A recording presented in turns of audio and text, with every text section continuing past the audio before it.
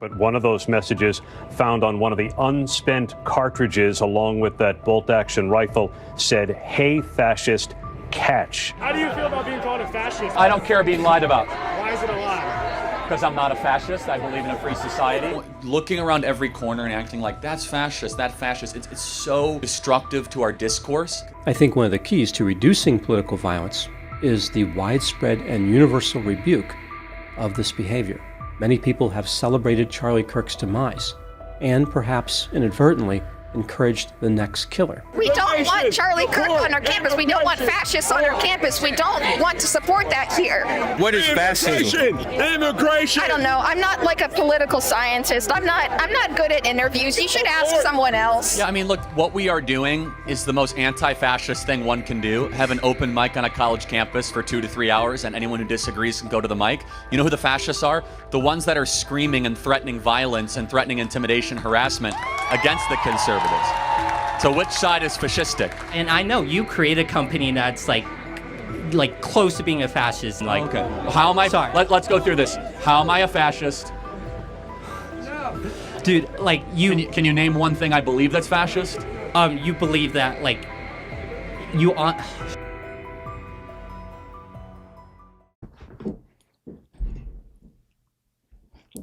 I hate that I'm making this video right now. I'm just gonna be really real with you guys. Right now, at the time of this video, it's been a little over a week since the assassination of Charlie Kirk, and I'm still struggling a little bit. So please forgive me if I'm a little off script today. I usually try to wait to make videos about stuff like this, if I even make a video at all. To be honest, I wasn't even gonna really make a video covering anything with Charlie Kirk specifically. I have made many social media posts though, so I've been very vocal on social media about this, but I wasn't going to do a video. I don't believe that anybody should feel any sort of pressure to get on social media right away and make a video or post or anything like that unless they are compelled to. Some of us, myself included, like to just sit in silence and kind of process everything. And other times there's a fire in the belly and you can't stay quiet. And I'm kind of in the middle right now of that. But there is one area that I personally really wanted to zone in on, and it's the accusation that people like Charlie Kirk, people like you and me, are basically fascists. I didn't like Charlie Kirk at first. Many years ago, I came across his stuff and I just kept scrolling.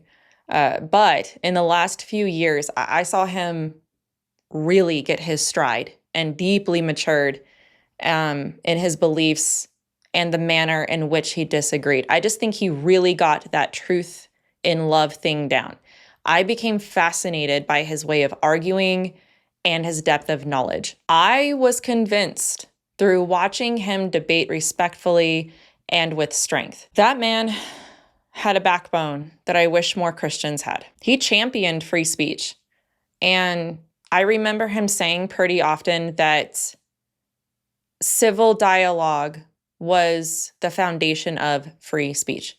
It's a big reason why he did what he did. I remember there was a video where somebody came up to him and asked him, like, hey, what can I do to contribute to society? What can I do to help America not go in this wrong direction? And his answer basically was, have courage and keep having conversations like the one that they were having. He welcomed disagreement. He modeled what it meant to listen to understand rather than just to respond. The fact that he openly aired all of his conversations for the world to see spoke volumes about his confidence in the message that he was bringing. When his arguments were sound, it was like a megaphone. And when someone at the mic made a good point, he would concede it. I saw that he reasoned with people firmly, but peacefully, and unapologetically shared the gospel. He reminded everyone that Jesus loved them, no matter their gender, skin color, the background. He wanted people not to be victims. He wanted people to know that there was hope. He loved them enough to tell them the truth. And then he was murdered in cold blood. The justification, they said that Charlie Kirk was a fascist. a fascist. And I keep hearing that word thrown around, and I don't think people even know what it means anymore.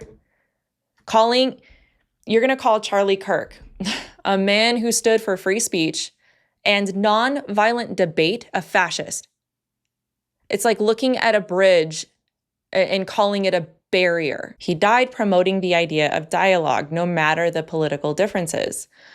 I saw a post the other day that I'm probably might mess up remembering, but basically this pastor was saying that when you view the world through a lens of oppressor versus oppressed, and then you compare that to the Christian theology lens of right versus wrong, what it does is that it trains people to see opponents not just as being mistaken or that you disagree with them, but you see them as evil oppressors who must be stopped. This, by the way, is how people will interpret almost anything and everything Charlie Kirk said as being racist, homophobic, or somehow hateful. And that's what they do to us as well. There have been so many people who have made videos about this, actually showing you what Charlie said. So I won't be going over that here. Some of that will be in the description for you to check out. But I've had people message me telling me that Charlie Kirk said this racist thing or this hateful thing. And you know what you do when somebody does that? Here's what you do, okay? Where did he say that? Give me the source material. Where's the quote? Let's talk about the context.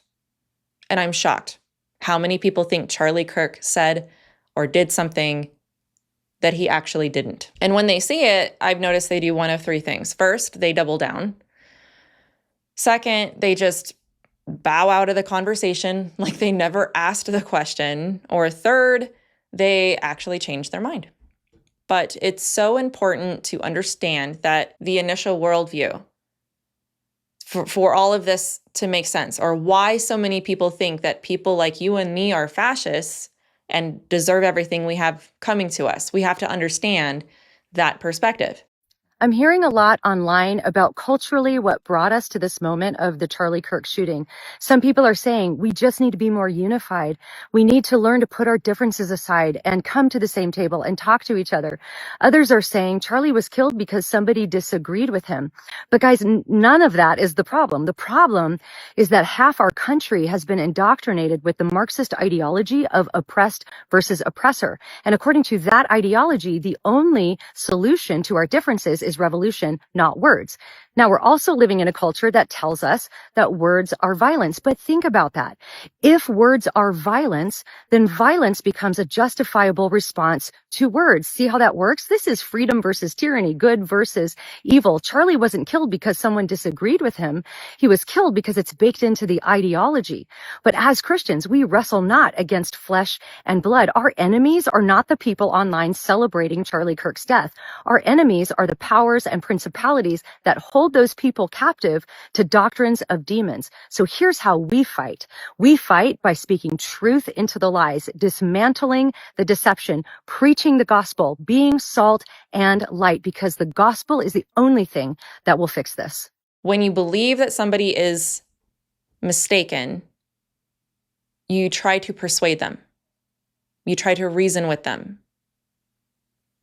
You don't shoot them. Jesus said to pray for your enemies, not harm them. But if you believe someone is evil and dangerous, like a Hitler or a fascist who's filled with hate, homophobia, and racism, then you feel a moral obligation to stop them. And the maniac that shot and murdered Charlie Kirk thought he was stopping a fascist.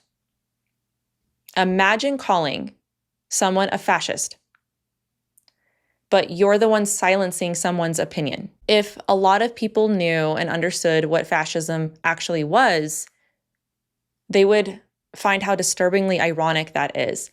How are you going to fight fascism with violence? And then the people who promote inclusivity, tolerance, and unconditional love are celebrating it? Bad ideology kills people, and this is the kind of stuff that Charlie would reason with people about. We must bring back reason and critical thinking. Now, on a personal note, I mean, it's taking me a little while to work through all of this. I'm sure this is the same for a lot of us. But what's making it particularly difficult is that my very good friend and a man that I admire and look up to, Frank Turek, was right there a few feet away from Charlie when he was murdered. Frank was in the SUV trying to resuscitate him. He was at the hospital, and I had no idea that he was there for all of this. So when I found out, it kind of wrecked me a little bit. And then to top it off, crazy conspiracy theorists who have an insatiable hunger for feeling important and powerful were accusing Frank of actually signaling the shooter. Like, there are baseless, slanderous lies going around saying that Frank was a part of this, and it's absolutely ridiculous.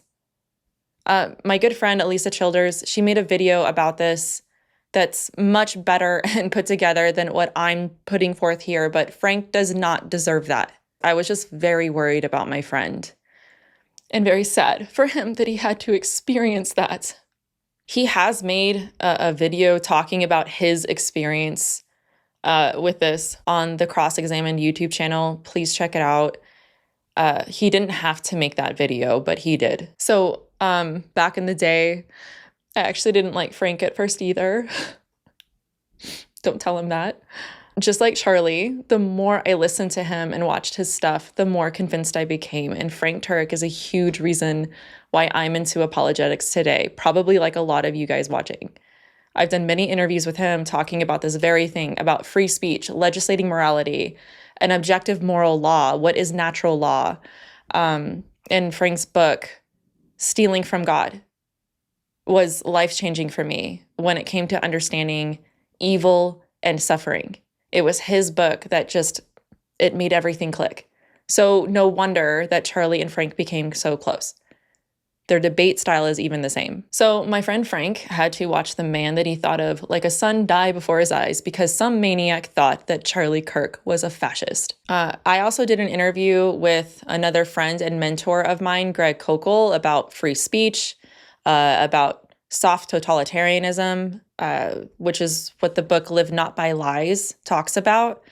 So we talked about that book as well. But I've come a long way since that video in my understanding of what is happening and what's going on. But out of all the videos I've ever done, all the interviews I've ever done, this one with Greg is probably one of my favorites when it comes to clearly describing the issues here and things that we will be discussing in this interview. People are throwing around the word fascism without having the faintest idea what it actually means. And the irony is that they use it as a free pass to hate, to shut people down, even to justify violence, all while convincing themselves that they are the good guys. And we are the ones that are hateful and are being violent with our words because we're using our words that hurt their feelings, that offend them. That is the same as violence to them. So if words are seen as violence, they can justify violence towards other people. So I'm finding myself, here's where I'm at, okay? I'm finding myself wanting to help you all get a grip on these arguments that you are going to hear, these accusations that you're going to hear. There's honestly so much more that I could say, even in this very long introduction to this interview, but I think this is sufficient for now. But what I wanted to focus on and what I really wanted to break down is what is fascism? What actually is this that so many people are being accused of being? And even I myself want to learn more about this. And there's only one man I could think of in the midst of all of this who I thought would be able to speak into this with clarity and wisdom, and that is my professor from Southern Evangelical Seminary, Dr. Bernard Mauser. He's just one of many of my favorite professors. I have taken multiple classes with him, but when I was earning my third degree, my bachelor's in religious studies, some of the classes that had the most lasting impact on me were his political philosophy class and his Christian ethics class. So I thought he would be the perfect person to help break this down. I am so sad that I even have to make this video, but at the same time, I truly believe that in God's providence, all of this is ultimately used for our good and His glory. I can't tell you how many people have woken up because of this terrible tragedy. And I take hope that many people have resorted to worship instead of writing. They pray for those that hate us instead of getting revenge, and has put a fire in the souls of so many people. I've seen people drop to their knees in worship and humbled by the fact that people are coming together to pray for the salvation of the soul of the shooter. I do truly believe that this is a turning point in America, which is almost prophetic, considering Charlie's name for his organization. And one thing the devil is really good at is taking darkness and making it look like light. And I think that's exactly what's happening right now, because when you have an enormous number of people running towards lies, flocking towards the lies and the darkness, yet they're convinced that they're running toward truth and light, chances are the prince of lies and darkness is behind it. I'm happy to say that Dr. Mauser does have a YouTube channel. I love my seminary professors. I think that they are great resources for you guys. So I will leave a link to his YouTube channel in the description for you guys to check out more. I will also leave links to the channels of my other seminary professors in the description. Thank you guys for being patient with me in this introduction. Please pray for Frank. Pray for our country. Pray for Charlie's beautiful family. And just remember that God is good and He is always in control. Hi, Dr. Mauser. Thank you so much for coming on my channel today. Thanks for having me on, Melissa. Yeah, I've been wanting to get you on for a while, so it's unfortunate it's under these circumstances, but at the same time, I'm glad that you are somebody that I know I could reach out to help us all understand a little bit more about what's happening and going on. Just so you guys know, I reached out to Dr. Mauser like 2 days ago. I think it was 2 days ago. And I'm like, hey, what's your availability like this week? Because I think that this is an important topic to cover. So let's just jump right into it. Let's start with the definition of fascism. A lot of people are throwing this word around. I mentioned a few things in my intro that people will be prepared to understand a little bit about this. But can you define for us what fascism is and what it isn't? Sure. The easiest way to understand fascism is that it's collectivism. And so it's the idea that the collective is more important than the individual. So it got its name from the Italian word fascio.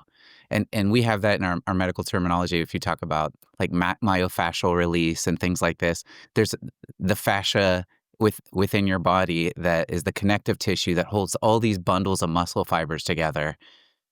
In the French Revolution, the fascia was the symbol of the French Revolution, and the fascists in the early 20th century adopted that symbol of this basically collective group of rods that were all bound together with an axe. And so it's the idea that the collective is greater than any individual. And really, that's the bottom line of fascism, is a promotion of the collective, especially the state collective, over any one individual. Okay. So on the surface, if somebody were to hear that, they're like, hey, that's not so bad. But obviously there's if you play the movie forward, it's not exactly what people think. So what are the effects of fascism? Why do people use fascism interchangeably with authoritarianism, for example, or dictatorship? It definitely has those elements in that it is a movement that was designed as, so if you were thinking of the political spectrum, the far left, the far right, the scale I like to think of it on is the far left is complete control by government. So if you have total government control over all the individuals in the community, that's far left. To the far right, though it usually gets the wrong name, you would have no government, which we would know as anarchy. So currently where the United States sits as a constitutional republic, We are probably middle right. So government by laws, not by men. So the idea is that the Constitution, the laws of the land are supposed to restrain all the people, even those who are governing, who are the public servants. The furthest left movement is called international socialism or communism. Slightly to the right of that is National Socialism or fascism. Okay. So the historical examples of the rise of that, first you have Mussolini in Italy. Of course, you got Hitler's Germany.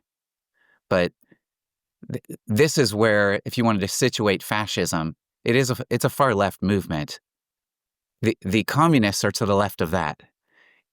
And so what's really weird is for the history, and you'll find that some of this in Anatomy of Fascism by Robert Paxson, some of the history of this, Gerard Casey's Freedom's Progress, which I think you're familiar with that work. We had that for one of your classes with me. Yeah. You get some of the details of how the violence by the extreme far left, by the communists, in our case, by the antifa, these are the extreme communists in our own. So they call themselves anti-fascist. Yeah, the communists opposed fascism in these countries, but it gave rise to and allowed Hitler and allowed Mussolini to solidify their base support. Like, oh, we got to oppose these violent factions within our society to allow government takeover and basically destroying the freedom of the individual. And so that's one of the warning things that, okay, let's not go that way. Let's not get more government, because that's one of the very things that could be used to destroy those of us who are Christians. Yeah, that makes sense. Now, one thing you said is, all right, so fascism, far left, is fascism and communism. Mm-hmm. So international socialism is communism. Yeah. National socialism is a fascist movement. But yet they're accusing conservatives of being fascist. So what does that look like from their perspective? It's probably because in the history of the 20th century, anything bad is just called fascist. It doesn't matter what you say. They don't like you. Oh, you're fascist. The word has just lost its meaning. That's the point. That's why we're doing this video. 100%. So that's why anything bad is fascist. I see. So here's where we could see examples. Okay, especially you and I, we're Christian apologists at the same time. We want people to come reason with us to see that Christianity is true. Yeah. Because reason is that driving force by which we could discover truth. We, in the marketplace of ideas, we're exchanging, okay, what are your best arguments for your position? Let's discover the truth together. Together, we're going to be able to work through this reasonably. What those who are true fascists, they have this Nietzschean idea of a will to power. And so this idea of the Superman, the superior man, basically taking power over reason, it's the will that matters. We have to eliminate reason. So we have to stifle individual expression, individual voices of dissent. You can't have any dissent from the party line. There's something called the Overton window, that this is the only allowable expression in your society. If you're within this, nobody's going to quash your expression of speech. But if you go outside of that Overton window, that's not allowable opinion. Uh-oh. Now we're going to cancel you. And we can imagine all the ways that could be used against us as Christians, and you could see the way it has been used against Christians in communist societies in the 20th century. Okay. Yeah, so they're calling, one side fascist, yet the ideologies on the other side, more on the left side, definitely seem to have more fascist, violent tendencies. And that makes sense, how they're going to kind of redefine the word. I mean, this is the stuff satires are made of. I'm like, oh, calling yourself a Christian has no objective meaning anymore. You have to actually ask questions and get to it. Now, okay, let's dig a little bit deeper here. So you gave a few examples of what would be considered fascist leaders and nations. And I remember a few years ago, I was interviewing my friend Greg Kokel about totalitarianism. And that's what this sounds like to me. This is exactly what it sounds like to me, is that there is these two groups where one group thinks that they have a moral ethic, like it's a moral demand on them to silence people that they consider or deem oppressors. Mm-hmm. And this really does echo a lot of that interview from a few years ago. It's almost prophetic, the things that Greg was saying. He's like, watch for this, watch for that. And then here we are a week later from the assassination of Charlie Kirk. And I'm wondering if you can give a little bit more insight into that. Like, give us more examples of these societies that were fascist societies, fascist nations, leaders, and how they came to rise. And if you see any parallels in what you're seeing here in America. I just think we need to guard ourselves against that, because the temptation, especially those of us that are Christians, is to allow more government power to the strong man. So on the road to serfdom, like Hayek says. And so as you allow, now suppose it's all with the best intentions. We want Christian speech protected. So what we're going to do is we're going to suppress anybody that doesn't have the allowable speech for us. Okay, so in our favor. But what happens when the next strong man who's in power is a non-Christian? What's he going to do? Exactly. He's going to use the same tools that you gave him, that you gave the last guy who you actually happen to agree with politically and maybe on the subject of Christianity. Now you've just handed the next guy the tools of power that he's going to use to destroy you. And so we have to ask ourselves the question, as we're going through the process, okay, the founding fathers, they're building the Declaration of Independence, the formation of the Constitution on natural law, natural rights. Yeah. There's these certain unalienable rights given by God that we all have, that the state, these are laws that the state can't take away because they're given by God. Yeah. They supersede the state.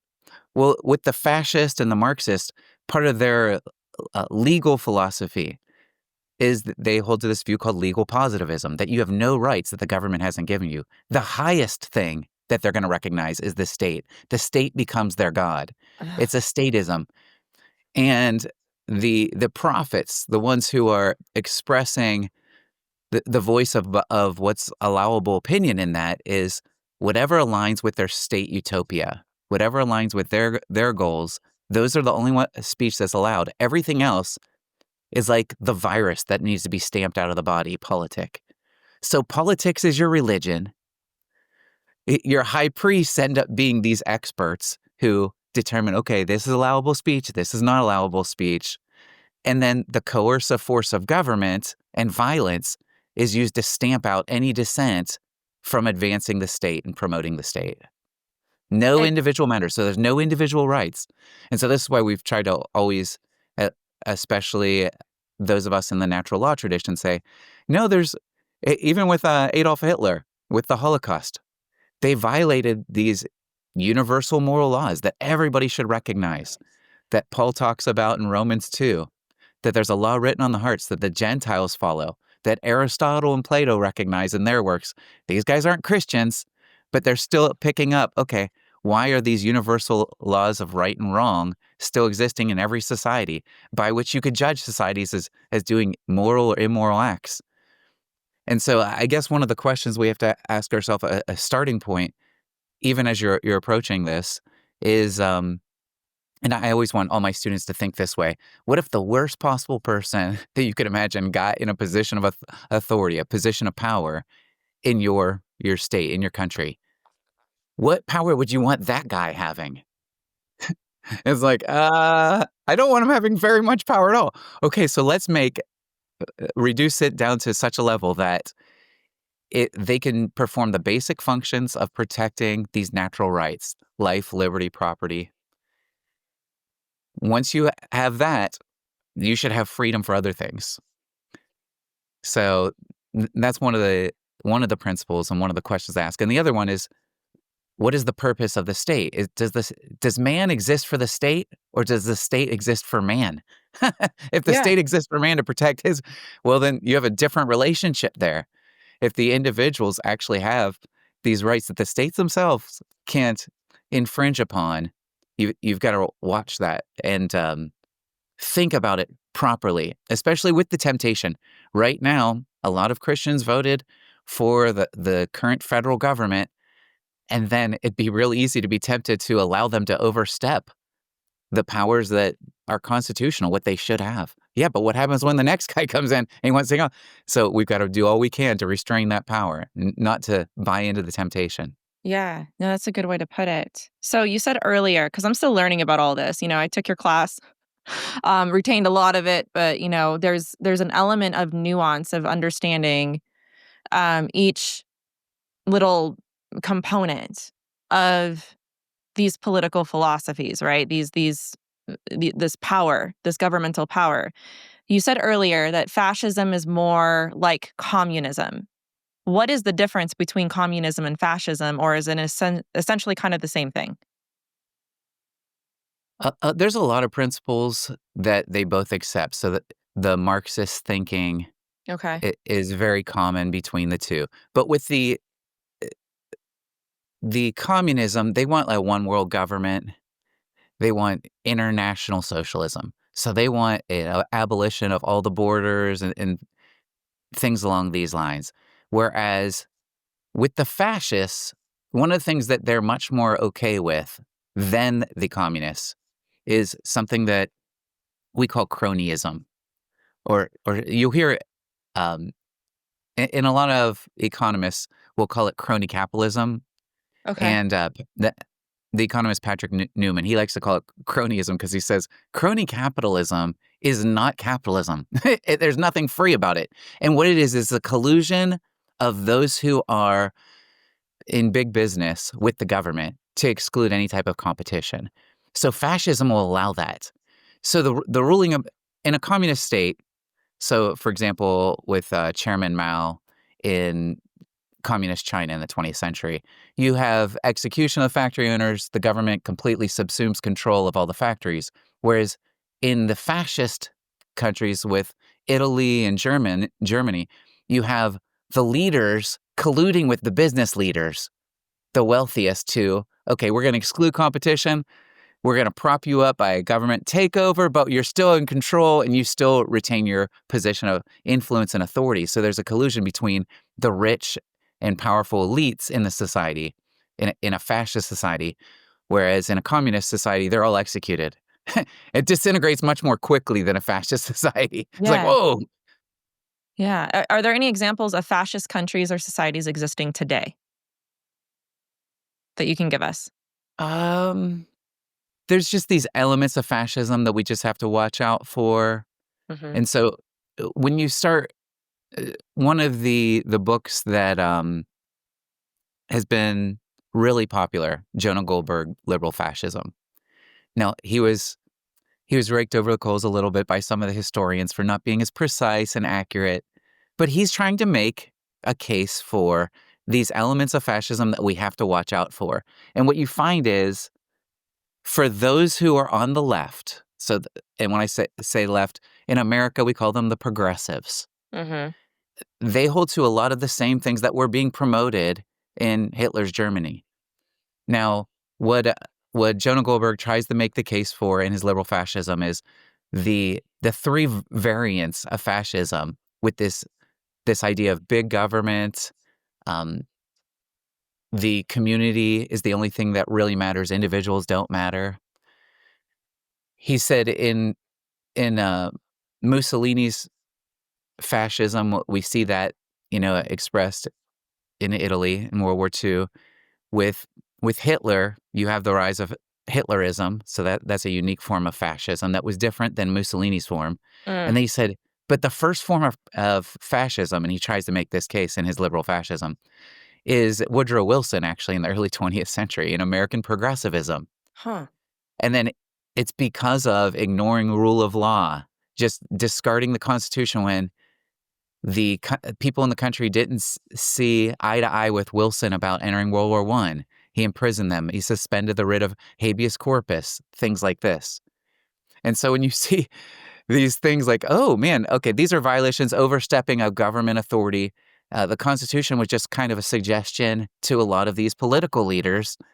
And you see it again in really FDR. He's taking up some of the exact same things that FDR did during the 1930s with some of the New Deal programs that were already being instituted in what Wilson did first. Then Mussolini loved those things. And there's actually this affinity all through the writings in the 1920s and the early 1930s. Cole Porter has a song about Mussolini. Those on the left, they had a lot of affinity for fascism. So even some of the intellectual scholars on fascism don't like Jonah Goldberg's book. You could look at it. I think he's just got some brilliant insights of, okay, here's some historical examples that you got to watch out, America, because you get complacent, like, oh, it could never happen here, tongue in cheek, and then all of a sudden, oh yeah, you have public officials with no constitutional authority telling you where you're allowed to go, who you're allowed to associate with, where you're allowed to meet, what you're allowed to say, what counts as information and truth and what doesn't. No, wait a second. Oh yeah, the Bill of Rights. That none of this actually is in effect if there's a pandemic or if somebody gets assassinated, right? We could just throw out the Bill of Rights. No, wait a second. When did that happen? When did you get this authority? Yeah, okay. So it's just it's an element of the government. It just reminds me so much of socialism and leading to communism. That's what it reminds me of. Yeah, here's some of the Nazi policies. I wrote some of them down. Free healthcare, guaranteed jobs, required public education for all children. In other words, no homeschooling. That's what I'm saying to you there. You're not allowed to educate your kids. This is back to the Marxist Communist Manifesto. The starting point to institute communism is to separate children from their parents. You can't have the kids learning the values and the knowledge that their parents have. So we have to separate them as early as possible. Make sure they're getting government education. Confiscation of inherited wealth, a war on smoking, support for abortion, euthanasia, gun control. They hated free speech. They hate the free market. They gave pensions to the elderly. They had a strict racial quota system in the university, and campus speech codes were all the rage. I was like, wait, that sounds like what we've got going on. Okay, let's talk about the irony then. Tell me about the irony of this, because the older I get, the more I learn, the more of an advocate for less government I am, the more free speech. And I mean, I remember in classes, we're talking about this, or at least I was listening to it after the fact. But still, there's a lot of good dialogue about this, about what we're talking about. Can you talk to me about this? Because everything you just told me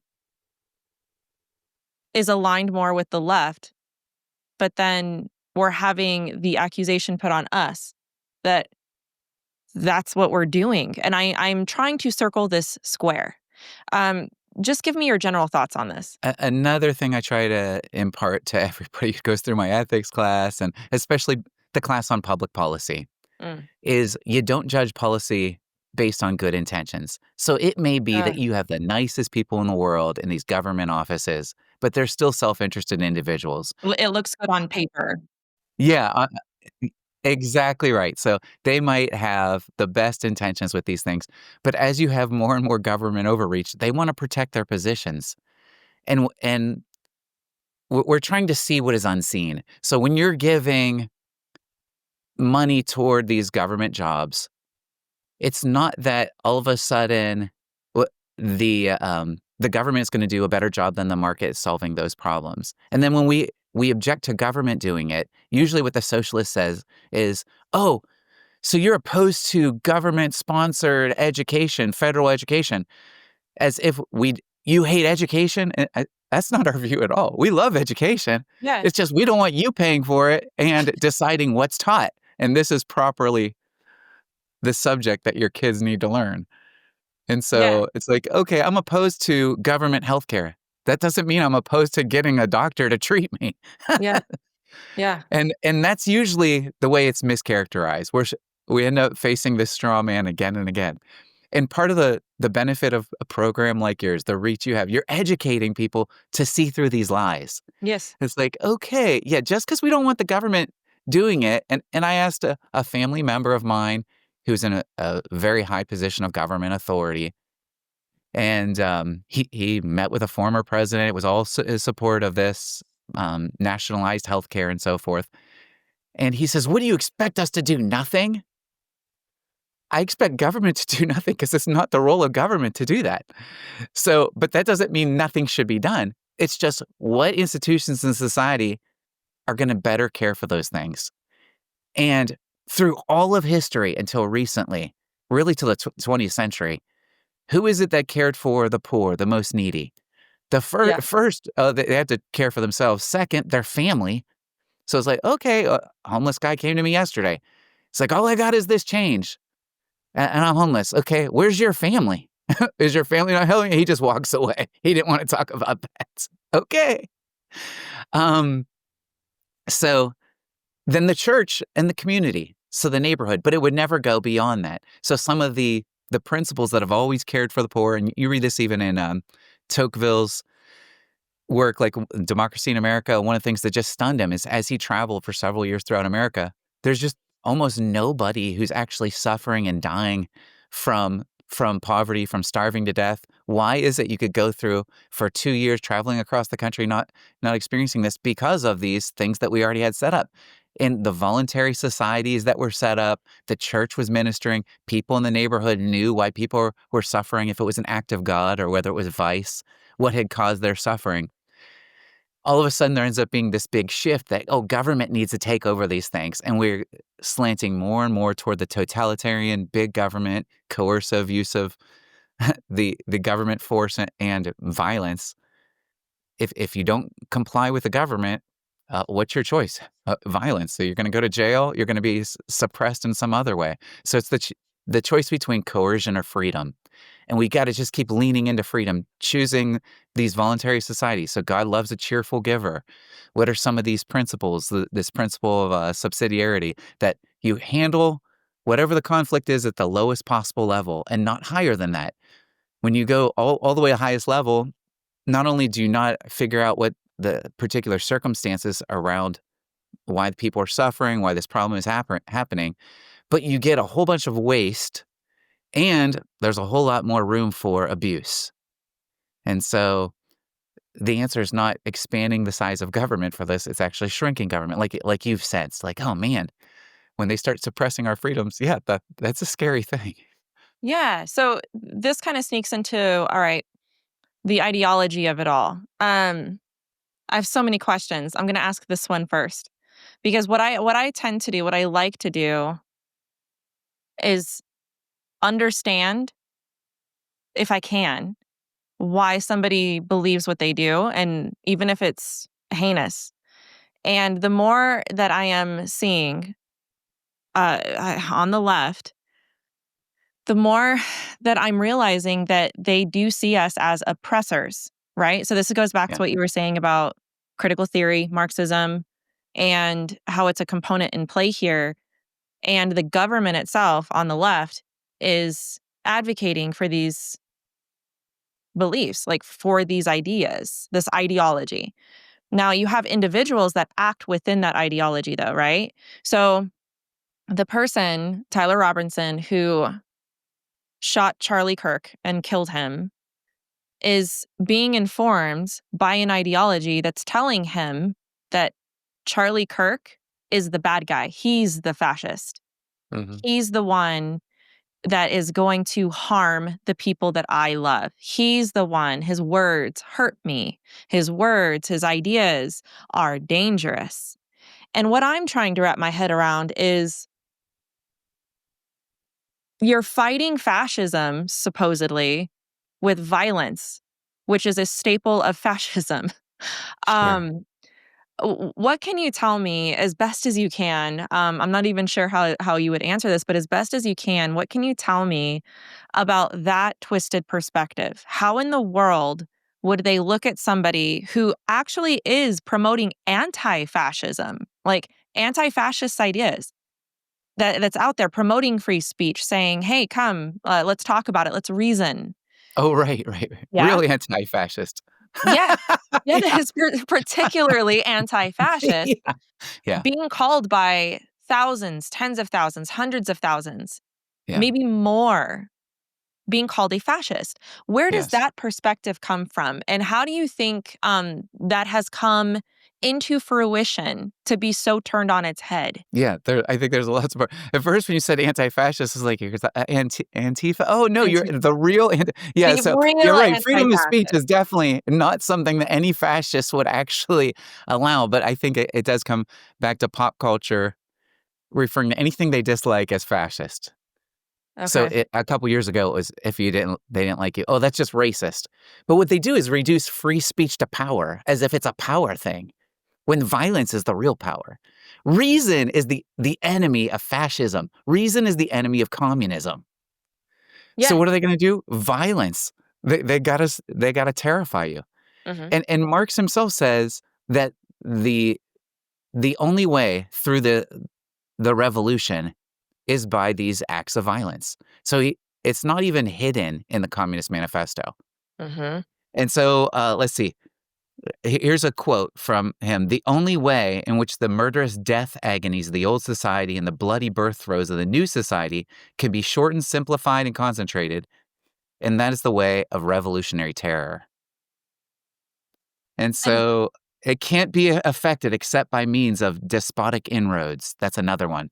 So despotism is built into it. It's part of the essence. The communists openly declare their ends can be only attained by the forcible overthrow of all existing social conditions. All three of these things. Violence is packed in there. He wanted the destruction of mankind, all existing. So your relationship with those you love the most, your family. yeah, Abolition of the family is one of those things he's promoting. How can we help along those ends? Government education, separate parents from their children, and then indoctrinate them against them. And so then you got the people, and you hear of all these stories of, oh, report your parents to the government if they have any anti-Nazi ideas, whatever the anti-government expression is. And then in the middle of the night, they disappear, and you have all these communists talking of the same thing. Violence has to suppress reason. and that makes perfect sense to me. What's interesting is that I remember growing up. I'm a '90s kid, and I remember learning about the Cold War. I remember learning about slavery, the horrors of slavery. I remember learning about totalitarianism on Hmm. some degree, right? I mean, we learned about Nazi Germany and Hmm. that it's not good, that communism, socialism, here's why it's not. I mean, I remember freshman year in high school, we're reading Animal Farm. Mr. Hmm. Salisbury, great teacher. I miss him. I wonder what he's up to now. But yeah, he made us read these wonderful books. 1984, Brave New World. I mean, we're reading these books in high school. I hope they still read those books in high school. Probably not. But but the idea is that everybody knew this. It's like everybody knows this. And every generation, it's like you have to relearn and Yes. reteach, re-educate. It's like, hey, here are these ideas. And here's why they're not good. Here's the end game. And now you have this generation thinking, well, there's a right way to do it. There's a Yeah. right, yeah, like there's a right way to do communism. There's a right way to Yes, do and that's socialism. what you hear, like, if we just get the right guys in, it's Yes. gonna work. I Uh, don't know what they mean by that. I wonder what, yeah, I'm like, can you please, speaking of reason, that is probably the only way I can make sense of it is that they're not reasoning. Because they don't want to be seen as the enemy, right? Like they don't want to be seen as this oppressor, and the ideology goes deep. So there's lots of ironies there. Now, there's one more question I have for you before we go into another element here. You mentioned Antifa. That's another word that I don't know if a lot of people understand. We hear it a lot, especially in the news, like Antifa being a terrorist group. And mhm. there's lots of people that have opinions about Antifa. They're anti-fascists. Can you tell me about this group and what dangers do they pose? Okay, so They're far left. They're far Just so they're left. yeah, far Okay. left. So they're left of the fascists. Got it. They're Okay. communists. They're complete. They want international socialism. Okay. Complete Marxists. Marxist revolutionaries. They're not shy about that. They're happy about that. So their individual lives need to be subsumed by state. I think. So, for example, I think this young man who assassinated Charlie Kirk, and I think others who are promoting some of these fascist movements, they're burning buildings after George Floyd death, things like that. Not Yes. everybody participated in their protests. We're not using a hasty generalization. We are. But Yes. certainly some of them who are promoting the violence, they feel they're involved in a greater cause. They don't have meaning like you and I do. Okay, so the Christian worldview provides that meaning of our life, that the transcendent purpose for which we're created is to glorify God and to make his love known to all the world, and to basically help individuals flourish the way God has created them to be. And it's loving to inform them if they're on a path of destruction. And that's seen as hateful. Yeah. It's like, oh yeah, you're just destroying yourself and potentially committing suicide because you're rejecting the most basic elements about reality as it relates to your body. But we're hateful. No, we're actually trying to be loving because we're trying to save your life, and not just your physical life, but your eternal soul. That's Yeah. actually a loving thing to do. Well, with a lot of these people, because they lack meaning, they get caught up in this higher purpose. No individual life matters. All that matters is the greater cause. This is for the good of the order. It's for the and so because of that, they justify any action as moral. The ends justify the means. So utilitarian philosophy writ large. It's like, oh, it doesn't matter what means I use as long as it's a good end. Utopia. Let's That's talk not gonna about happen. utilitarianism for a minute, because it was in your class that I'm like, this is a profound, because it's Christian ethics. That was the class, I believe. Yes, it was, because I remember the book was by Norman Geisler. And I was very fascinated by this because this is one of those things where a lot of people believe or they hold to this position or whatever it is, but they don't have a name for it. Mhm. Talk to me about utilitarianism, because I think it was and the example you used was Thanos. Was that for Oh utilitarianism? yeah, Okay. Thanos. Yeah. Yeah. Talk to us about that, because this is an ethic that a lot of people hold and they think that it's the highest moral order. What do you think about that? Yeah. So with utilitarianism, to boil it down, there's different forms of utilitarianism, but eh, to basically one line, the ends justify the means. So if you have a good end, no matter what means you use to attain that end, then you're going to be able to attain it. So those of us that in the 2000s, we would tune into Jack Bauer in 24. There's a popular TV series. Basically, he had 24 hours to save the country. And he was crazy in the things he would do, but he would always meet whatever end it was. It didn't matter how many laws he broke as a government agent. As long as at the end of the day, he saved the country, stopped the nuclear weapons, saved the president, whatever it was, saved his daughter, he could do any immoral thing. And so I had to inform some of my students in some of the Christian ethics class. Now, this wasn't at SES, it was another institution, but it was basically everybody adopted a utilitarian. Like, that's great. It doesn't matter if you torture a person or you torture a person's daughter to get them to confess to whatever. It's like, whoa. And they're like, well, WWJD. It's like, what would Jack Bauer do? No, that's not what we're doing here. It's Yeah. like, what would Jesus do? He's Yeah. our exemplar. And so the Thanos example, I think that came out in class is Thanos basically, because there was such suffering, he saw that all the resources were going to run out. His solution was to wipe out half the population of everybody in the universe. He's by snapping his fingers, rather than maybe, I don't know, multiplying by multiple times the resources. Yeah. He decided, I'm going to wipe out. But the ends justify the means. It didn't matter that he killed all these people because it was the good end. He was able to save a portion of the universe to not run out of resources until a much more future time because of the snap. Yeah. I think that was the example we used in class. Yeah, and so the ends justify the means. So this is like Yeah. this is a helpful way to kind of understand. Now, I have another question for you, but first I want to read this. There's lots of things that I gathered for this video. But there was one thing that I read that I thought really helped me kind of understand and it's going to tie in a bow this portion of the interview. A pastor posted this on X. I shared it. It says, political violence is a feature, not a bug, of progressivism. Because progressivism is built on top of a critical theory lens that sees the world through oppressed versus oppressor categories, rather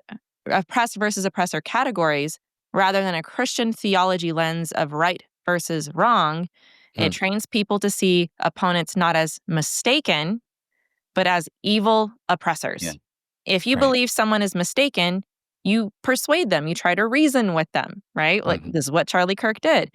If you believe someone is an evil oppressor, literally Hitler, a fascist, existential threat to democracy, virtually everything and everyone is racist, then you will feel a moral obligation to stop them. This is why there is radically disproportionate violence emerging on the left. What do you think about that? Look at the difference of response first that we had for Charlie. Immediate prayer, Yeah. Prayer, worship. peaceful gathering, worship, sharing the gospel, Yep. loving one another, helping one another, grieving properly, no looting, burning, shooting, none of the violence that you see on the other side. Seeing things in light of eternity and knowing that we're not made for this world. It's a different lens. And so I think Mel Winstead had an interview with a bunch of different Christian leaders. Yeah. And Monique Dusson says, "We are not them."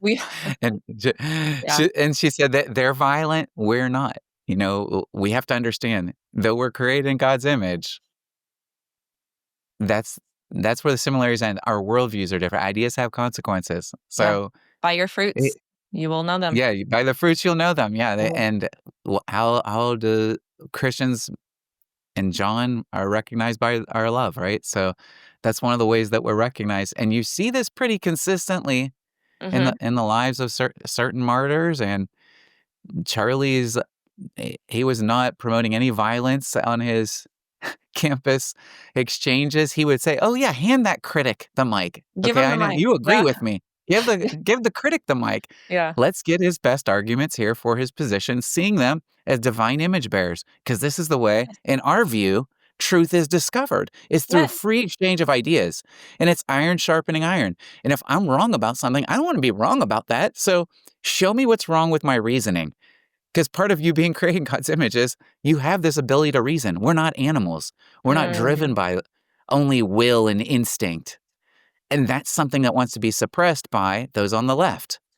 That you're nothing but an animal. You're driven by instincts. And with this, I think it was maybe 2008, 2009, never let a good crisis go to waste. That's like the fascist motto. That's the Marxist motto. When you have crises like this, it's a Rahm Emanuel said that while he was serving under Barack Obama. And it just made clear, like, I don't know that he's the first to say it, but it was the first that came to my attention. I'm like, yeah, that's pretty much the way they continue to accumulate more and more government power. Never let a good crisis go to waste.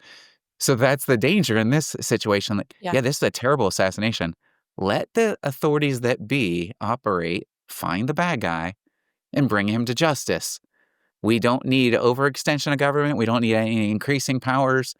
And every chance we get, let's shrink the powers so when if the other side did get in, they wouldn't be able to harm us. We don't want them to harm us. Yeah, man, that's so good. That's a good way of kind of looking forward to it. You were talking just now, and I had people see this. They watch the video, and they're like, "Oh, Melissa has an idea," because my face just faces. And one thing, yeah, I can't hide it. That I had a thought. You were talking about being made in the image of God and how there are certain things being made in the image of God that we have the ability to love, reasoning. And I had a thought that the one way that Satan distorts the image of God is by taking away our ability to reason. And I think that that's a tactic. I think that's a spiritual warfare thing. So just a thought. Now, all right, now we're going to mosey on to a different topic, because before we got on, I wanted to ask you very specifically about one aspect of fascism, one major huge thing that gives government more control is taking away free speech. And free Absolutely. speech, I don't think people understand what that means. I gotta be honest, I completely took this for granted until like a few years ago, maybe 6, 7 years ago. I'm like, oh yeah, we have free speech. I didn't quite understand that. And it was my friend and mentor, Greg Kokel. Brilliant man. He's so brilliant. Just the way that he weaves in this stuff, the way he can explain it to people. It was talking with him, because he's the type of guy that you can just call and be like, I don't get this. And he will not shame you. He'd be like, all right, well, let's reason this. Let's talk about this. And then Live Not by Lies by Rod Dreher. Those two sources were incredibly helpful in understanding totalitarianism, where it is, why it happens, and then forcing people to believe lies. Like, these things kind of just go hand in hand. Let's talk about free speech for a second. Can you tell me, underneath the banner of fascism, where does free speech land? You're not allowed to have any free speech, only government-approved speech. So this Orwellian. Okay. And it's just like in communism. Yeah. Fascism is the same way. Because all that matters is the state. If you're not in line with whatever the state says is acceptable speech, allowable opinion, you're to be canceled, re-educated, and terminated if you cannot be re-educated. And so, and that even goes further back to Plato. So this is part of Plato's Republic. But humans are just, at least other than the ruling class. The ruling class is much more exempt from some of these laws, that they could actually say some things. But for the rest of us peons, we're just seen as people that are nothing more than crops to be planted and properly cultivated. And if you're growing up the right way, then you're allowed to stay in the society. If not, okay, that you're a weed that needs to be uprooted. And there's two different classes of men. There's the ruling class that can get away with this. And then there's the rest of us that you have to toe the line as to what's acceptable speech. So fascism would never allow any independent speech that is contrary to what the state says. And anything you say against the state would be especially like, termination. Yeah. And this is exactly the opposite of what Charlie Kirk did. All right. Absolutely. The exact opposite. He was a very Yes. big advocate for free speech. Now that you've defined that, define free speech. So our Constitution was made natural law in mind. Yeah. Define free speech underneath natural law and the Constitution umbrella. Sure. So knowing the background of Jefferson's Declaration of Independence, that there's certain unalienable rights. Among these are life, liberty, and the pursuit of happiness. And if you want one work that really, I think, maps this out really well, unpacks it really well, Frederick Bastiat, The Law. It's not a really thick book, but it's a very powerful book. Okay. And he maps these life, liberty, property. And property is one of those things you need for the pursuit of happiness, onto these gifts that God has given you. And then what is law designed to do? Protect these gifts from God that are given you. The freedom of speech that you have is itself based on this right of conscience. Because you are created in God's image, you have the ability to rationally look at the way the world works. You know what is good, you know what is evil, you know what is true, what is not, and you're able to assess, based on how you operate and others operate, what is good and what is evil. And so because of this, you have this freedom of conscience. Part of that freedom of conscience, if you were to extend this as one of those protected natural rights, is your ability to articulate what is in your mind. Yeah. And when Yeah. you do that, what is that? That's your speech. So I'm articulating what the ideas I have, and when I freely do that, now I don't necessarily agree with this person about this. I'm seeing the world differently. I want to come to know, and so what's the object of what our mind should be? The object of the intellect is truth. How do I best discover the truth? By articulating what I think is true and the arguments I have for it with another human being who also tries to assess these things. And then when we exchange ideas, even when, okay, maybe they have the opposite view, tell me what am I missing here about reality? Yeah. But for me to be able to do that, that's the only thing that's going to allow me to actually discover what is true. Yes. Now, here's when government basically tells you what's allowed to be said and what's not. One, they're attacking the divine image in you because they're saying, oh no, we're going to decide as the experts of what's allowable. You're not allowed to figure this out for yourself. You're not allowed to think this way or articulate what you've thought. Yeah. It's like, wait a second. So you're God. You've put yourself in the position of God, and you're attacking the divine image in me by suppressing my free speech.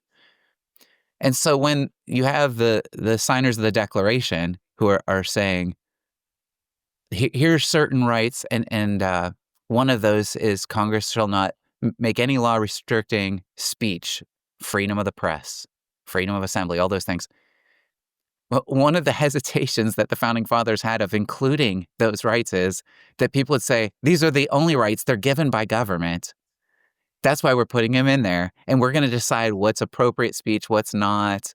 And a lot of people are saying, well, they don't have those rights anyway. Those aren't explicitly delineated as powers that the government even has. Why are we putting in those? Oh, just to make sure future generations don't say that based on whatever's necessary and proper to executing these things, that everything is lumped under the necessary and proper clause. We better have some restrictions in here to make it really explicit that the government does not have the right to take away your right to speech or assembly or to practice your religion or things like this. No, of course, later they try to start hedging on these things. Like I said, we'll throw it out under certain crises. Oh, yeah. And part of it is the shift in the law schools from the natural law basis to legal positivism. Like, okay. And Woodrow Wilson, who was our first president with a PhD, he was very much opposed to natural law. He wanted legal positivism. And then Justice Oliver Wendell Holmes was basically like the nail in the coffin with some of his work against natural law. You have almost complete, all the law schools in the U.S. almost completely teach legal positivism as the basis for law versus a natural law theory. Like, okay, all these laws should be subject to a higher law, a transcendent law. And if they're immoral and they violate that, then they're not law at all. Yeah. Yeah. And I remember I was talking with Greg about this years ago, and one thing he brought up was there was a march on Skokie where you had basically Jewish people who hated the Jews, and they went through the town, marching through it, basically all this hateful stuff, anti-Semitic stuff that they're telling the Jewish communities. And the thing is, though, is that he's like, you have to allow that. You have to allow all speech. Because if you deem one thing, hate speech, as illegal, then it's like what you were saying, then what else is hate speech? It's what the government deems is hateful. Yes, that's right. That is a demonstrable slippery slope. This is what we're seeing. This is what we're seeing. And so I want everybody to kind of see that. Free speech equals free thought, freedom of thinking. I've researched a lot of cults. And I find that this is part of the problem, is that if you stifle their free speech, you will control their thoughts. That's right. The other thing, all right. So free speech is protected. The government you cannot get in trouble with the government for speaking. Right? So You should not. you should not. Yes, you should not. That's the idea. In other words, we're advocates for this. Hateful, stupid, dumb, I disagree with you. Offensive. Offensive, hateful, wrong speech. That's right. All of that is free. But so is the stuff that can counteract that. Like it's like That's love. exactly right. It strengthens our arguments, doesn't it? So when you hear the atheist give a really lame argument against the resurrection, you're like, oh my gosh, that's your best. I appreciate I'm so glad you brought that up. Let's talk about that. Yes. And it's like, okay, now on full display for everybody to see, this is the best they have. And this is why it doesn't work. And so to be well informed as Christians, to sharpen your own mind and to strengthen your faith, we've got Yes. to allow the opposite view. You have to. All right. And so this is why we're talking about free speech. Because it's very key to remember that if the government's involved and the government is stifling your ability to freely say what you want. I love comedy. I don't care if you're on the left or the right, but if you're a comedian, you have the right to say your jokes about any politician you want. You can South Park made a comic about Charlie Kirk. And you know what Yes. Charlie did? He laughed at it. He's like, yeah, It they're was kind of funny. right. He's like, they got this part wrong, but it's funny, you know? Yeah. And Yeah. I'm like, wow, what a great attitude. Yeah. And Charlie, at Yeah. the end of that, if you remember, he just encouraged everybody to become master debaters, that Yes. you should just be an expert at debating. Yes. And so I don't think he was offended at all. I actually think it's an example for us. Now, the reason why I'm bringing this up as well. So the other issue that we're running into is people having trouble defining this. And even I myself can see places where I'm currently kind of wondering about an overreach here. For example, Jimmy Kimmel. Jimmy Kimmel his show just got canceled, just got indefinitely suspended, I think is the word. We hit some new lows over the weekend with the MAGA gang desperately trying to characterize this kid who murdered Charlie Kirk as anything other than one of them and doing everything they can to score political points from it. I'm having trouble because it seems like part of the reason why his show got canceled was the FCC, it's a government official, a government organization, basically called the show out, called Jimmy out, and gave the impression that there's repercussions that could happen because of this, because of the misinformation that was spread. Yeah, tell me your thoughts on this. Yeah, this is one of those things I said we have to worry about from our position, that it'd be real easy to say, oh, yeah, the people we don't like their speech, let's censor that. Yes. And then what happens when the other side gets in power?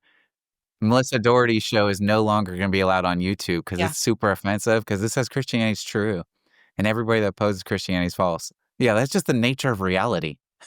Everybody, if my view is right, anybody opposes my view is wrong. So come let us reason. But yeah, they're using the coercive power of the state to do that. Whereas with the market, suppose the majority of people just hated what Jimmy Kimmel said. Yeah. You just stop watching him. You just stop, like, okay, you don't think that's going to take it off the air? That would take it off the air. And so you've just made it about power instead of persuasion. Give arguments against it. Again, I think he should have the right to express his views and be funny. Yeah, and he has said some things before that were very, very inappropriate, I would say. Absolutely. Yeah, very Yes. inappropriate. Jimmy Kimmel has but that didn't get him fired. Yeah, when you have comedians like Tim Allen or some more conservative comedians, we don't want them being canceled. And if they are, it's still wrong. And it wouldn't be all of a sudden like, oh, because you canceled Tim Allen, now we're going to cancel those who are on the left. Like the majority of the guys on Comedy Central that are doing these shows, we all know they're on the left. It's okay. Saturday Night Live, they've been left for almost my entire life. So who's been surprised that Hollywood is on the left? They were in the Communist Party before, and they're still towing the progressive left line. Yeah. It should surprise no one. We don't have to use the power of the state to oust these guys. Yes, I agree. And I do satire. I love comedy. I have had people comment to me and message me with very harsh opinions that, well, first that I'm a female doing comedy and a Christian. They think that it's actually unbiblical. They think that it's this. They think that it's that. And I'm sitting there and I'm like, you're allowed to believe that. You don't have to agree with me. You know, I don't take offense. I don't even get defensive anymore. I'm like, you're allowed to believe that. It was Carl Truman. He posted something. I shared it on my Instagram. He said, oh man, I'm probably going to butcher this, but how do you get used to criticism, right? Like the best way to cope with criticism is to be criticized and then learn to cope with it. What I want to know, the question I would ask is, what is the difference between getting fired by your employer right? Like Frank Turek. Frank Turek went through the same thing. He got fired from Cisco because he wrote a book, correct, not politically correct. Hmm. And it was not in the workplace. It's not like he's there at work spouting this stuff. He just has this belief, wrote a book. And it's about, part of it is about gay marriage and why it's not good for America. It's actually Hmm. really good stuff. It was very eye-opening, things I never even knew. I'm like, oh, dang, like there's more than just them having the same rights. Like this is actually a very interesting argument, which is what we're supposed to do. Hmm. But somebody who's gay found out about it, ratted Frank out. HR got a hold of it and fired him for it.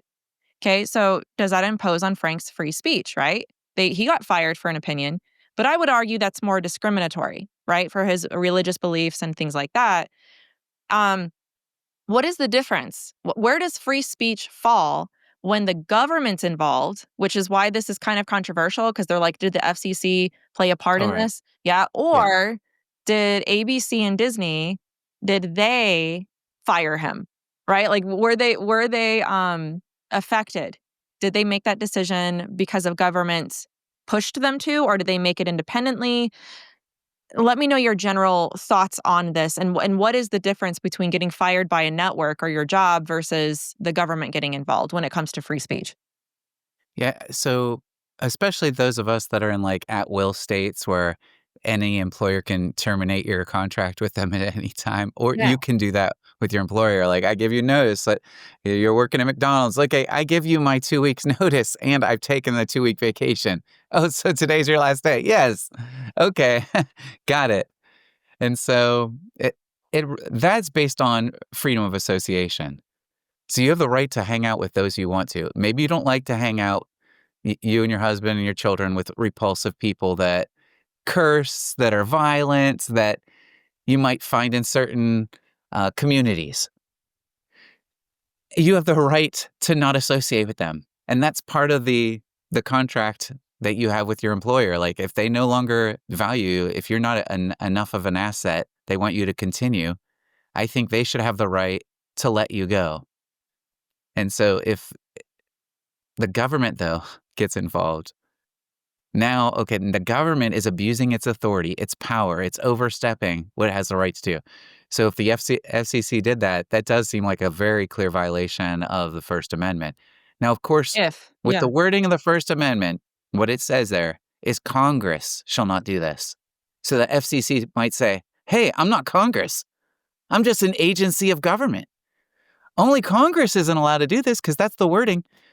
Yeah, but it's just capturing a more general principle that this is part of the reason the founding fathers didn't want to do it in the first place. This is even in the purview of what you should be allowed to do.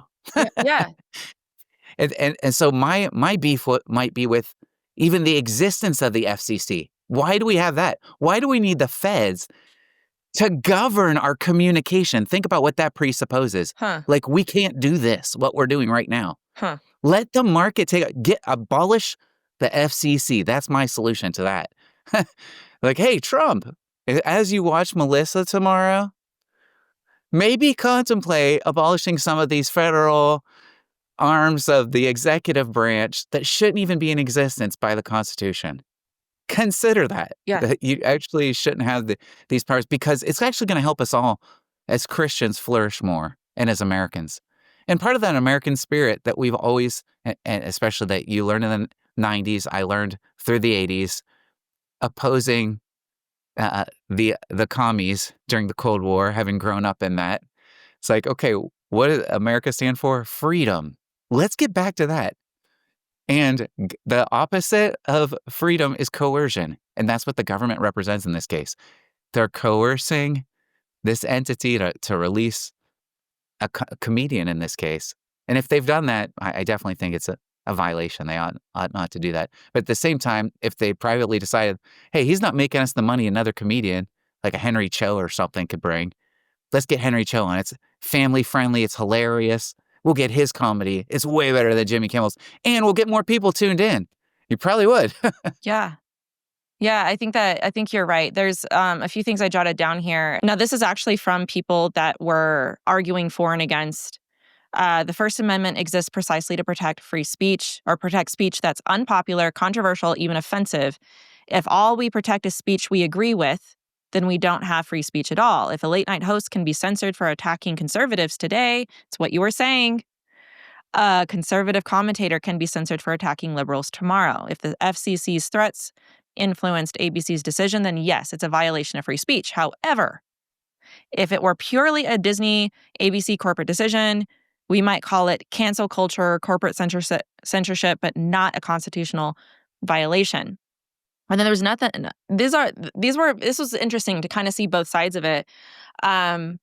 So yeah, First Amendment is what you were saying, freedom of speech, but it doesn't restrict private employers, ABC, Disney, whoever, the affiliates. They're not obligated to keep Kimmel on the air. They might have decided suspending the show was necessary to avoid legal consequences. Employment is contractual, not a right. Basically, Kimmel works under a contract. If the network decides his comments damage their brand, threatened revenue is like what you were saying, or violate contractual standard, like moral clauses, they can suspend or terminate him. It's not the same as government censorship, though. It's a private marketplace deciding what it will and won't platform. So, yeah, so I think that's a pretty balanced view of this, of what free speech is and what it isn't. Because here's what I don't want people to do. What I don't want people to do is inadvertently become hypocrites. I don't want to be guilty of what Jesus accused the Pharisees of doing. It's like, oh, you can do this, but like you get the log out of your own eye. I don't want to be a hypocrite. Tell me your residual thoughts on everything that I just said here. Yeah, I think that's pretty insightful. Tying it back to that idea of natural law, these things that God has given you, the fact that we're created in God's image, you have these thoughts that you're able to articulate. And once you've processed the reality God has given you, and you've gone through and you've assessed certain things, when you articulate your thoughts, part of what you're doing in interacting with another people is trying to affect them with what you think is the truth about your thoughts, and you're asking for feedback with them. By suppressing free speech, what you're doing is saying, no, your thoughts are not allowed in the realm of public opinion to be able to affect other people's thoughts. Only my thoughts are. I don't agree with your thoughts, so I'm gonna take away your right to express your thoughts to be able to affect anybody else. Only I'm allowed to affect other people. And think about the tyranny of that. It's the tyranny of thought. Only one thought's allowed to be, whatever supports my view. Nobody else is allowed to express their opinion. And so I think part of it is, it's a power play. It's like, okay, so you want coercion and power, or do you want freedom and reason? Yeah. And as Christians, we should err on freedom and reason side, because we do see people as creating God's image. Like, wow, the divine imprint allows them to be able to think about these things too. All right, what did you come up with that? Okay, what is your argument for that? How did you come to that conclusion? What's the evidence for that? And what we don't want to do is say that evidence doesn't matter, that argument doesn't matter, and that truth doesn't matter. These things aren't just power. They're features of the real world that God has given us. And our ability to freely reason with one another is essential to discovering that. Yeah, and I think that if you can get people really emotional, you can take away their ability to reason. Absolutely. And I think that is a staple of progressivism as well. Because absolutely. So, wow. Gosh, is there anything else that you want to add to this conversation? There's so much here. This is such a tense. I've never had to make a video like this before, and I hate that I even have to do it, if I'm perfectly honest. But what else do you have for us? Like any words of wisdom? Maybe I'm asking my professor to become a pastor at this point. What would you offer to us with everything that we've talked about and with everything that's happened in the last week? Here's what I encourage people with. So the world is crazy. We know that, but it's been crazy. There's nothing new under the sun. From the beginning of time, there's been martyrs. You have the Great Hall of Fame, Hebrews 11, of the Faith Hall of Fame, of people who've been killed for the faith and for different reasons. So we know there's going to be people martyred. Good people who love Jesus are killed every day all over the world, every hour probably. What do we have to know? That we're not made for this world, that the real battle belongs to the Lord, and the weapons we have are we're supposed to demolish arguments and every thought that sets itself up against the knowledge of God. So that we're supposed to sharpen ourselves with those arguments, with the knowledge we have, with the evidence, with our ability to reason. So we're studying the things you talk about on your channel. We're reading the different apologetics books you bring up. We're reading Happy Lies and some of the other great works that have given us ammunition, basically, to battle these spiritual forces of darkness that we read about from Paul in Ephesians, that the real battle is a spiritual battle against the evil force in the heavenly realms. So we know that's the true battle. Ultimately, we know who wins the day, and we're not made for this world. Here's what I do practically for my family from a pastoral standpoint. The main enemy of Satan and of the Marxists is the family. That's what they want to kill. They want to attack the family. That's the foundational structure. And so what are we doing today to love your family, to build in them spiritually, to get them to see the truth of these things? The love of Jesus, the proper view of different things as we encounter them in reality, the proper way to respond to evil and suffering and things like this. So we could ground our family and love them properly, to impart to the next generation the way of peace and reason and rationality and everything that we hold dear, all these truths of the faith, making sure that we're imparting them to the next generation. And when you start with the family, that's something you and I could do, grandpa could do that, building into the grandchildren and their own children. And really, that's the foundation of our whole society, is the family. And I saw this line from Vodi Bakum about why is it that when you send your kids to Caesar, you're surprised when they come back as Romans. Yeah. We have to undo so much of what they're learning from where they're getting educated. It's not just, Caesar's not just in the public schools or anything like that. It's the social media they're imbibing. It's all the different communities that they're getting their information from somewhere. And a lot of times you can't debunk all that. So what can we do to make sure that they're having a strong dose of counter-truth that they can actually see what is true, what is good, what is beautiful, so they could recognize what's false and evil and ugly. Yeah, thank you for that. I appreciate that. Guys, check out the description for more information. There's going to be probably more information there than usual because there's just it's a big topic right now, and I think a lot of people are just looking for answers. They're trying to understand. I find maybe I am a more of an optimist. Maybe I have a bright-sided syndrome, is what somebody said once. I see a lot of people coming to Christ, waking up because of a lot of what we've witnessed in the last week. And if you can't have all these exchange of ideas, if you can't see somebody take evil to the worst part of it, it's hard to wake people up without evil. I think it was C.S. Lewis who once said that evil and suffering is God's megaphone to a lost and broken world. I think that's what he said. And I think that this is a demonstration of that, where people have seen an evil act and they know it's evil, and they have seen the movie played forward of the ideology that backs it up. And I don't think they want anything to do with it. And so I think that God can use this, and he has used it to bring people and draw people to him. So thank you so much for coming on my channel and talking about this very heavy topic with such eloquence and grace. Thank you, Melissa.